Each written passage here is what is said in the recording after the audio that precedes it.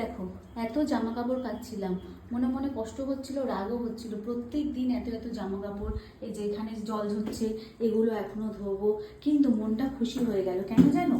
এই দেখো, বরের পকেট থেকে যখন টাকা পাই না, তখন মনটা এত খুশি হয়ে যায়, যেন মনে হয় হ্যাঁ হ্যাঁ, এরকম যদি রোজ পাই রোজ কেচে দেবো।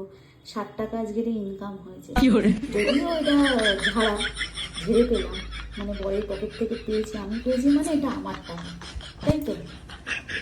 এই 60 টাকা আজকে আমার মানে ইনকাম।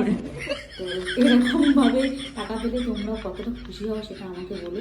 তোমরা ভেবো না আমি অতি সৎ, আমি এটা পেয়েছি কখনই দেবো না বরকে, এবার অন্য জায়গা থেকে পেলে আমি দিয়ে দিতাম। কারণ এর আগে আমি একটা মানে টাকার ব্যাগ পেয়েছিলাম, সেই ব্যাগটা এখনও আছে, তোমাদের সঙ্গে পরে শেয়ার করে দেবো, ঠিক আছে? টাকা সমেত আছে, বাট আমি এখনও দেখিনি ওর মধ্যে কত টাকা আছে। এই দেখ, এই টাকা আজকে আমার রোজগার হয়েছে।